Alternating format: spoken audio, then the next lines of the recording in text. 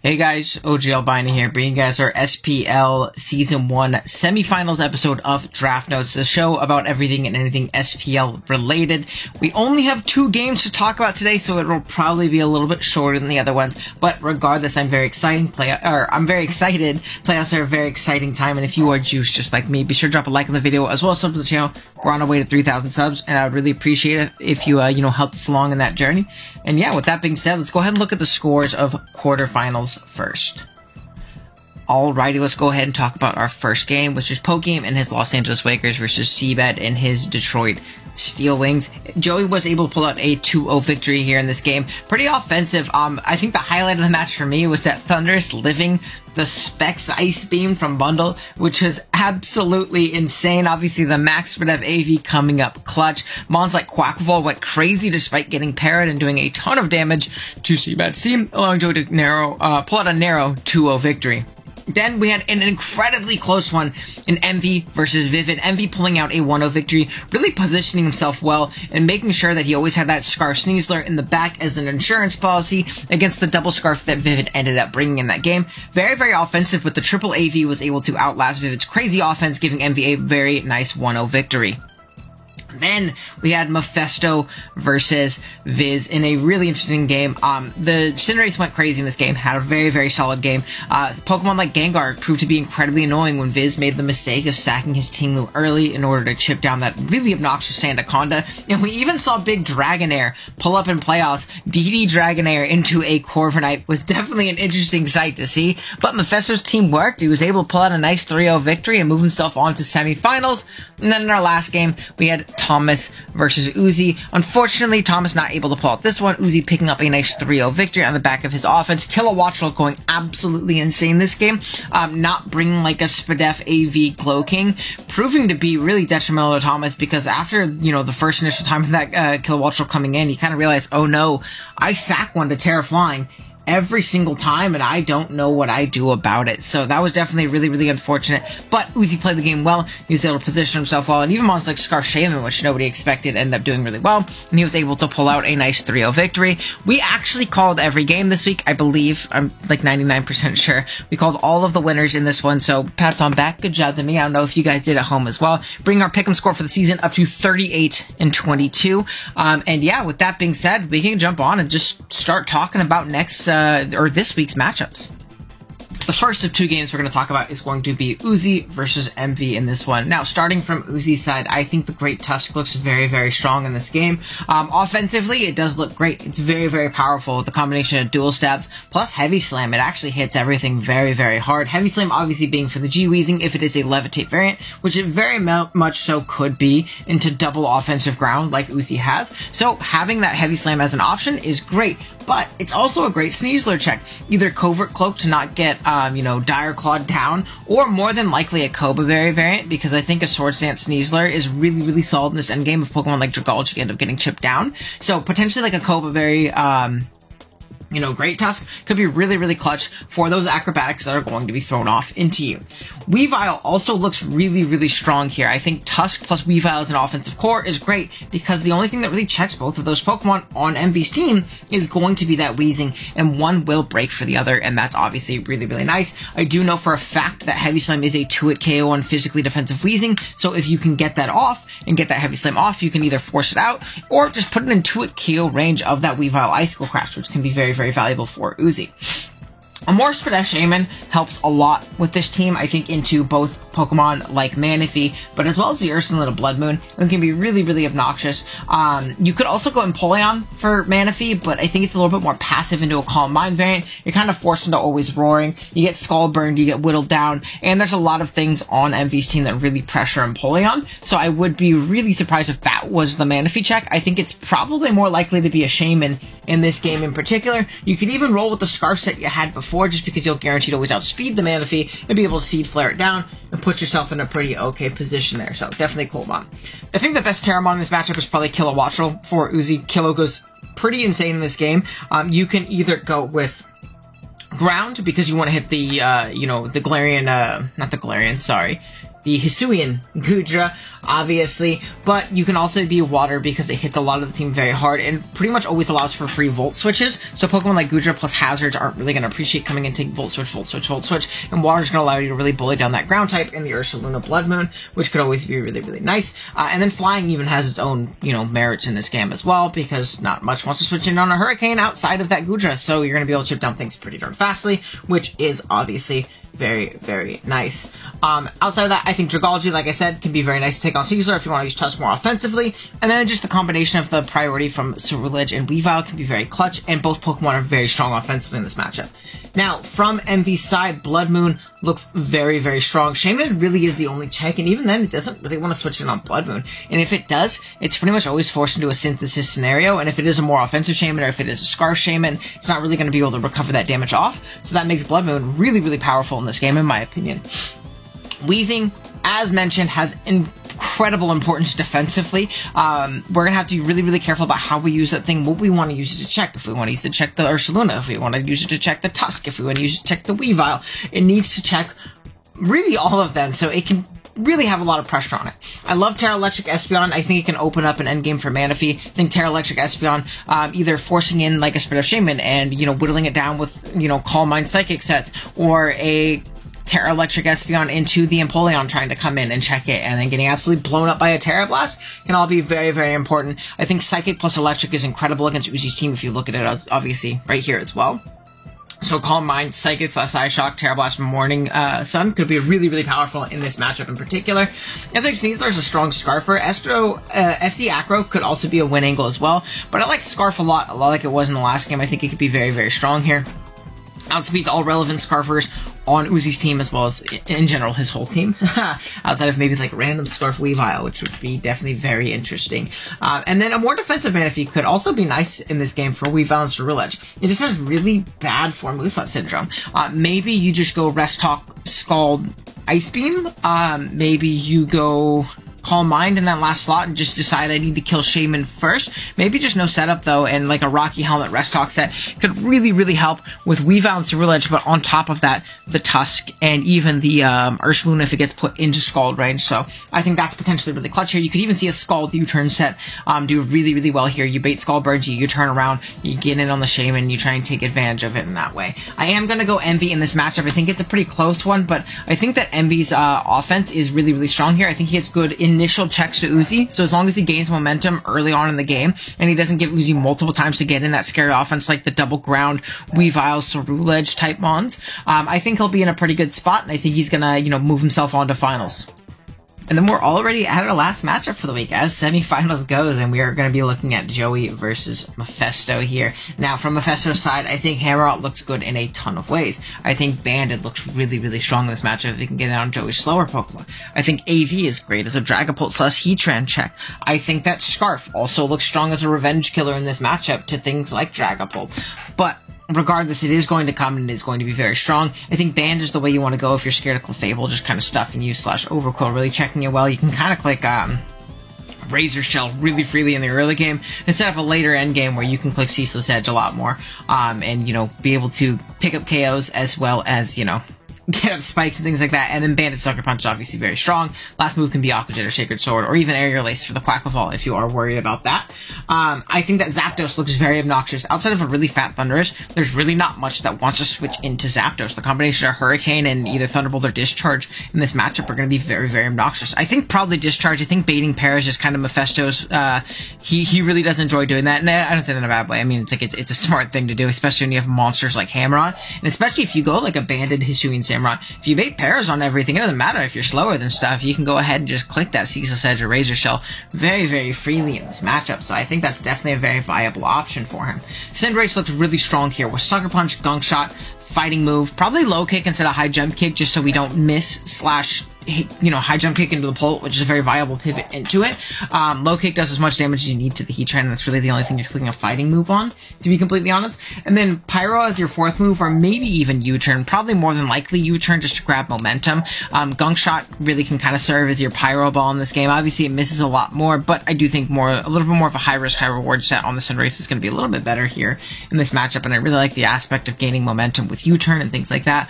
We don't necessarily have KOs on everything yet. Scizor is 1 CC away on that Heatran from winning the game. Heatran really is the only stopgap, in my opinion, to, in endgame Scizor setting up a Swords Dance and bullet punching through everything. Once that Heatran goes down, it's going to be very, very difficult for Joey to deal with a Swords Dance Scizor. I think it's a really great Pokemon here. And Scarf Gengar seems very likely. You gotta get through Overqwil, but it forces chip on Heatran if it's a Spadef Heatran, which can obviously be very, very nice. But it also outspeeds threats like a +1 Quaquaval, it outspeeds Dragapult before any booster Scarf, and it also outspeeds a Shell Smash Torterra. So I think it's probably the best Scarfer in this game. It also outspeeds a Scarf Thundurus, which can also be a big issue for a team like this once the Sandaconda decides to Terra, if it is a Terra Sandaconda. Now, from Joey's side, Pult does really well as usual. It is a Pult. Florges is a good check, but I just don't like Florges very much here. I think that Joey's team absolutely exploits the hell out of Florges. Florges between mons like Clefable, Heatran, Overqwil, a Nasty Plot Azelf can beat it down, a Torterra can find a setup opportunity on it, a Nasty Plot Thundurus can beat it down, and obviously even Grafaiai can come in and be a big nuisance to a team like this, which can obviously be really, really important. So, I like Pult a lot because the best check to it is not good here, in my opinion at least. So, definitely seems like a very, very, very strong Pokemon here. Quaquaval has insane snowball potential. Really, mons like Zapdos and Serena are pretty easily pressured, and it's not like they want to take hits consistently. Now, Zapdos is going to be a nuisance with the static, so I think that's the main Pokemon you want to ensure that you can take care of early before a Quaquaval endgame. But, I mean, mons like Serena, again, a lot like Florges, they might check one thing on the team that helps, but against everything else, they're really, really bad, and really bad against the same things that we've already kind of mentioned. So I think that a potential Swords Dance Quaquaval has an endgame, or even just a strong U-turning set, just kind of positioning itself to win with an Aqua Step in the endgame, could be really, really solid. You could even go Protective Pad to make sure you're not getting static by the Zapdos, and then you set up, that endgame where you're just 4 attacks and you cleave through everything with the combination of Aqua Step, Close Combat, U-turn, and then your 4th move can be something like Knockoff to blow up for Farigiraf. Your 4th move can be something like Ice Spinner as a mid-ground click into both Zapdos and Serena do a lot of damage. Like, there's a lot of options for it here. I think it's very, very powerful in this game, and probably doesn't even need the SD to, pick up a win, which is really cool. Torterra can always cleave through, as per usual. I mean, dual stabs plus Rock just absolutely rocks his team, as it does with most teams, to be completely honest. Again, Serena may check that, but I don't think Serena is great. And again, either Quaquaval can open the game up for Torterra, or Torterra can open the game up for Quaquaval, which looks really, really solid. The defensive core of Clef, Heatran, Overqwil also seems very solid here. Clef deals with Pokemon like the Samurott. Heatran deals with Pokemon like Scizor, with Pokemon like Zapdos, with Pokemon like Gengar. Overqwil gets up spikes and deals with similar things, especially the Gengar, which is really nice for Heatran to not have to worry about. I think that defensive core seems very strong, and I think there's also a great place for Thundy here. It need to cut into the defenses of the team potentially and get rid of one of the slots of the Pokemon we've previously mentioned, but it is very strong here. There's not much that switches into Discharge plus Grass Knot on this team, or Thunderbolt plus Grass Knot, either which way. I'm thinking Zapdos, so I had Discharge on the mind. Probably Thunderbolt, to be completely honest, but there's not much that switches into a Thunderbolt or Grass Knot, and it can absolutely cleave through a team like this, as well as take advantage and, really whittle down that Zapdos and really punish it for wanting to come in and click an electric move, which is really obnoxious for the team otherwise, because it's not like you can go hard tort into it, right? So I definitely think that that Pokemon also has a great place here. And even a specially offensive like Colbert Azelf looks really good, like a Nasty Plot set with Psychic, Flamethrower, D-Gleam, and like a Nasty Plot can smash through any build that does not have Farigiraf. And even then, it's not like Farigiraf immediately threatens you. So if you get some chip on it, you can +2 Flamethrower through that thing pretty darn freely. So that's obviously really, really nice. I am going to go Joey in this matchup. I think he does have just a slight edge here, just because a lot of his offense is so good, and he does have good initial checks into a lot of Mephisto's offense. I think Mephisto can play a very aggressive game and kind of set up a Scizor endgame with getting up a lot of spikes, whittling things down with Zapdos and Gengar, but I think Joey has the game. Now, I think he has it. I wonder if he thinks he has it. That's going to be our interview this week. We're going to go ahead and jump into a call with Joey real quick, ask him some questions about the season, about the game, much like we did with Thomas last week. So go ahead and stick around for that. That'll be what we finish the video off with. Alrighty guys, here we are with Mr. Pokey himself. How you doing tonight, bro? Yo, I'm good, man. Thank you so much for having me. I appreciate you doing these analysis. They're really fun to watch, and, it just creates extra content, so I like it. Oh, for sure, for sure. I could talk about Draft League for a little bit longer than I probably should, but it's definitely been a lot of fun. I appreciate it. But first question, we jump in. How has SPL Season 1 been for you? You've obviously had some pretty good success in your last league. You kind of carried it over here. Is there any standout moments in particular this season that that really poked out to you or anything like that? So it started out a little bit rough, I'll be honest, right? But that's how most draft leagues, I think, start for me until I start really understanding how my team works. And I haven't had as much time to practice this time during at least last month, but one of my favorite moments literally was last week, playoffs, right? It was where Iron Bundle was modest choice specs, and Thunderous Therian, after taking Rocky Helmet damage from U-turn, eats the hit, and then knocks it out with discharge. And it wasn't even a roll to kill me. I was just going to say, wasn't it guaranteed? It wasn't even a roll, and it wasn't even at full. That was the craziest thing to me. And watching Seabad's side too, he about lost his mind too. It took him like a good 15-20 seconds to compute what just happened. There was no Yachi popping. He just said, what? Yeah, like when he clicked Ice Beam, he literally wrote Iron Bundle KO Thunderous. I guess it's happening. It should be automatic. I mean, specs too. Oh my goodness. That was, definitely really, really funny. And again, that's what makes drafts cool, is weird things like, your Thundy eating a bundle hit and knocking it out and things like that. So that's obviously really cool. Now, next up, is there a member on your team that surprised you in a positive way? Draft's all about drafting lower tier threats, or even drafting higher tier Pokemon that you might not be 100% about, and then absolutely going crazy and, really making the season. Is there anyone on your team in particular that, stood out? Well, so is it fair to say Torterra? Because, we shouldn't have allowed it to Terra anyway, but we did. I will say Torterra has surprised me more in mocks, and you're someone I fight in mocks, so like the crazy bulk of this mon. Like sometimes you can shell smash twice, then it has more in practice, mainly because games haven't gone, always how I wanted them, or maybe I've won or lost before Torterra can even shell smash, type of thing. But definitely Torterra, I feel like, similar to how Dugtrio and Gothitelle forced certain prep, shed shells, and things like that, and double switches and Shuka Berries and stuff. I feel like Torterra is like similar in that regard. Like people will be prepping hard for me being shell smash, and then I'll end up bringing. Well, last week I brought Iron Defense Amnesia Torterra. Another week prior I brought Swords Dance versus Thomas, and just like defensively that mon was so cool. So just the ability to change type on that Pokemon is amazing. Like even without shell smash, I would say that it would be an incredible Pokemon. Yeah, I was going to say, I think, like, the thing that surprised me the most is not so much, like, obviously Shell Smash, you said everybody's preferred Shell Smash. I played in a league recently, or in a tournament recently. I played 2 Torterras 2 weeks in a row for a tournament, and I was throwing a Mirror Orb on a Mon or two. Like, as I'm playing it, because I'm so scared of it Shell Smashing, I played, like, Curse variants and things like that. You brought, like, the Double Dance, Iron Defense Amnesia set last week.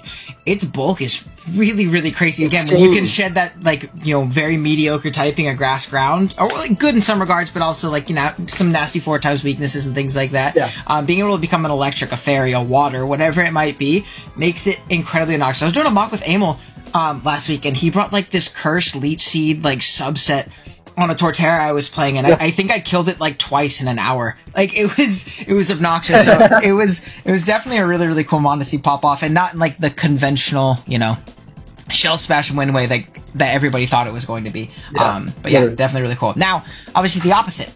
All the time we'll draft mons and we'll be like, this is perfect on the team, and then it just sucks. It's just not a great mon, or it doesn't perform to like the level that you want it to. Was there anything on your team that was disappointing or mediocre in any way? Dragapult. Oh man, that's so the second part is, once again, in mocks, you see it. You play me, I play Amel, I play Envy. I'll use specs on it and I'll get 5 KOs in a game, but when it comes to the actual game, it's not doing it for me. And the thing is, it's a great enabler, right? Like it's just a check. It's there. I don't have to put speed EVs on it if I don't need to. And it's just faster. Like, well, I don't want to talk because your next question is going to be about that. But like it's just not the powerhouse that I want it to be in that. But I will say that while other sets like Thunderwave and Will-O-Wisp Hex haven't been as good, Specs was still cool into Thomas. Like in theory, it could still, like, being able to deal with Gliscor and stuff like that from 80% max speed of Gliscor is pretty cool with X. But it's definitely been one of those mons. It's like, I'm glad I have it because I do not want to face it. It's a pain to face. It's a pain to prep. And that's why I think a lot of my team ends up becoming this season, right? You have Torterra, you got Heatran. Clefable Heatran, exactly. Like Heatran this season is another mon that has been not amazing for me, but I just haven't brought it as much as it did. And kind of similar to PPL. Heatran was really bad for me the first 8 weeks, and then it carried me in playoffs. And then, like, right now, it feels like Thundurus was my Heatran, in regular season of this, right? Because I was actually 0-3 with Thundurus up until my game versus Chase, where Thundurus got its first win. But that's not to say it was bad, right? It got like 3 KOs versus Vivid. I just didn't pull the trigger. So like, it feels like that mon's on the verge of evolving right now, which is pretty cool. But yeah, definitely has to be Pult. And earlier season Quavo as well, like Quackable, I wasn't getting my sweeps, but like I got popped by the weakness policy, Facade, Tinglu. Oh yeah, that was one of my favorite moments of the season. That was crazy. Week 1 out the gates, pulled up with the weakness policy, Facade, Tinglu. Facade, like really actually bought me. So like definitely those. Besides that, I actually like loved how my team's been performing. Azelf surprisingly being great. As just lead. As just like lead. Like lead has been the most reliable. Who knew Azelf could be a great lead? It's so immediately threatening, and there's so much like fun utility. Obviously, you can screens and boom and rocks and things like that, but you could also just be lead 4 attacks like Life Orb or Sash and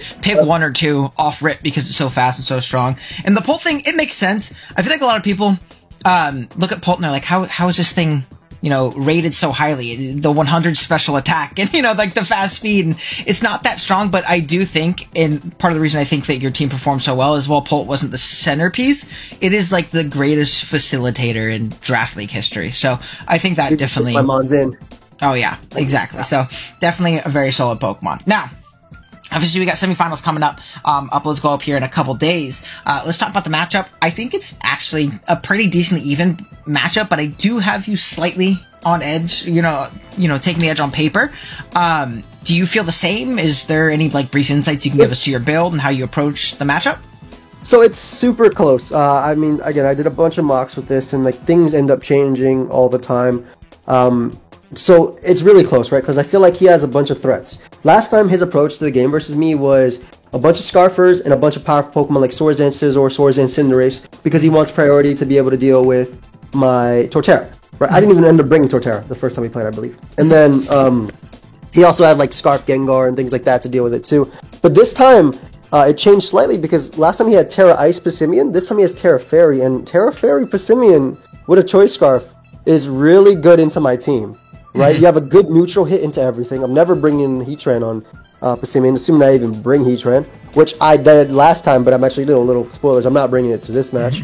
And Terra Blast just like deals with Dragapult, deals with Quackable, so just a really big, I think, upgrade for him as well. And also, like Dragonair, believe it or not, like I think one of the strongest or one of the best ways to win in draft is to just have like that no BS priority. Right? That and that you'll see in my approach. Yeah, exactly. That strong E-Speed. He has Bullet Punch. He has Sucker Punches. He has Hisuian Samurai, which, I mean, he's going to win a Hazard War, period, right? If we have a Hazard War, unless he's court-changing his spikes like, to his side, he's going to win a Hazard War. I'm not going to bother trying to spike stack in this game because Ace can run court change, even if he doesn't want to bring it. And then Samurai itself is a great enabler. I also think like the biggest annoyance on his squad, like if he brings it, is static on Zapdos. Because I'll give a little insight to the matchup. I'm bringing a Choice Band Quackable, and the idea behind it is water moves are so freaking good into him unless he Terra waters Sandaconda, and I have a lot to deal with a water type Sandaconda, right? I have Torterra, and more importantly, I have Thundurus Therian, which avoids glare, can discharge it. The first game versus me, he caught me off guard with a Coil Scale Shot Loaded Dice Rock Blast set, which was sick. I don't think he'd be able to do that versus me again, because I'll just, I'll play in a way that kind of doesn't let that sweep me. So I have this Choice Band Quackable, right, and I'm bringing all 4 water moves, not even close combat. That's something I was debating between Wave Crash or close combat as the last move. So I have Aqua Jet, because again, that strong priority, which can pick off Cinderace. It can, with a Choice Band at +1, I mean, you remember what happened to Gengar when you played. You were at 80-something%, and I killed you with Aqua Jet. Yeah, I killed you with Aqua Jet. And then also, like, being able to pick off, like, a Passimian at +1 with Stealth Rock up, things like that. Like, the Choice Band plus the +1 modifier is just insanely strong. So, and I have Flip Turn, and then I have Wave Crash. So initially I was debating between Close Combat for Serena and also just a strong hit on Hisuian Samurai. I'm like, wait, why? Serena comes in, I Flip Turn out, and I can bring in something that could deal with it, right? I have a lot of Pokemon on my team, like Serena's theoretically. Yeah. Exactly, it's not that great into me. I could bring in a Pulse. I could have a Heatran on my squad. I could have an Overquill. Like there's so many things I could have on my team. Even Glufai, which I think a lot of my Pokemon are actually very viable in this matchup too. So it all just comes down to what I want to do. Like Scarf Azelf, for instance, pretty good. I can also EV Azelf defensively to take like a +2 Bullet Punch from Scizor. Like that's not going to be that hard, right? I can just scroll all the way to max and give it Flamethrower and now KO without any investment type of thing. So definitely. This game is going to be all about like who has the better priority, I think, and also who who plays their potential. Yeah, exactly. Like he has Ace. Ace is so good into me. Right? Offensively, Ace is so good into me. He has low kick or high jump kick for Heatran. Power balls are really hard. Gunk shot, if it's banded, can knock out Quackable. So there's a lot. So it's all about that offensive positioning. I'm a little like, I don't think Florges is great, but I think it's good. You know, and to me, like you could bring like fun things like Mirror Herb. Florges was something I fought in mocks. For my Shell Smash Torterra, but then after it Shell Smashed and I still beat it type of thing, just because Torterra's really bulky enough to take that +2. That exactly, +2 exactly. So he has a lot of things like that. So I don't know. I'm more worried about his priority, and if he outspikes me in that, like the more spikes he has, the harder it is for me to be like, oh yeah, this is Eevee to not be 2 KO'd after Stealth Rock. Well, yeah, Stealth Rock plus Spike type of thing. So it's all about like how I think I play versus his Terra Caps. And because I think Sandaconda, Passimian, and Dragonair are all viable here. No, 100%. And and just how well fortune favors me versus like Zapdos and stuff like that. That's like my main thing about that. That's true. You dodge a static and you get the ball rolling with a couple Aqua Steps. Things could get exactly. Oh yeah, exactly. And I think that's a really important thing too. In like Gen 9, I talk about it all the time. I think like you don't really want to draft with like a check mark or a checklist in mind or anything like that. But one of those things that's so nice to have in Generation 9 specifically is all that priority, because it's such an offense-heavy metagame. There's so many scary threats everywhere that having some kind of anti-BS, like when you had Palafin back there, or if you've ever been able to draft something like a Strong Bax or a Scizor or a Chen Pao if your league's allowing it, or something like that, is so valuable for all the crazy offense and setup in the game. So I think that's super important. Now, I mean, he has so much of it too. Like he can threaten a Torterra. That's how he would have dealt with it last time. So yeah, go ahead. Sorry. Oh no, you're all good. I guess last question is just any final words going into the last game, going into potentially finals and onwards, or just for the season in general. I mean, it's been a great season, right? I really enjoyed what everybody's been doing. I've been enjoying the chat as well. I know you're pretty active in the chat as well, and I really like the group of people we have. I'm excited for season 2. Which will be a legacy season, so we'll hopefully have some original people that played in draft, with a mix of our people as well, because we have a lot of old heads in our draft, if we're being honest, right? We have a lot of people that started with draft when it first came out, we're on Wi-Fi at least, with like the UCL and stuff like that back in the day, so it'll be a mix, and I'm really excited for that. Thank you, like I said, to you, and obviously everybody who made this possible, Shucko for doing it with me, and we have Marcus, who has been making slides and helping us out, Pedro, yeah, exactly. Princess Autumn as well, just putting in so much work and just helping. It's been great. It's a great group of people. I'm very happy. I'm happy that the Discord is something that people actually enjoy, and I'm looking forward to the future, right? This is my first time running a successful draft league. I did try doing one for Let's Go Pikachu and Eevee, and it kind of died out because people just didn't enjoy it.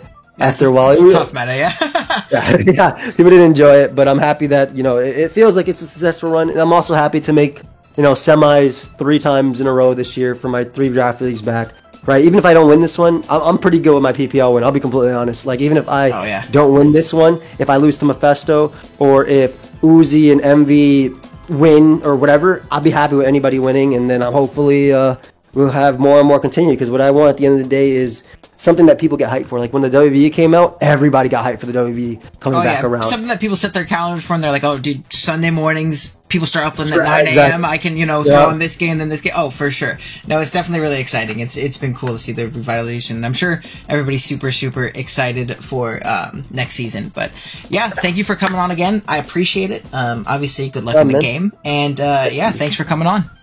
Yeah, anytime. Hope you guys have a good one. Please sub to Owen as well if you're watching this. If you're in the Discord watching this, sub to Owen. And we'll see ya. Appreciate it. Alright guys, that is going to be semifinals for SPL Draft Notes. Let me know who you have in each of the 2 games in the comments below. I am super excited for these ones. There's some great matchups here and some really high potential outcomes. So I'm definitely excited to check them out on Sunday. I hope you are too. Drop a like if you enjoyed, sub if you are new, and I will of course see you next week with finals. Later.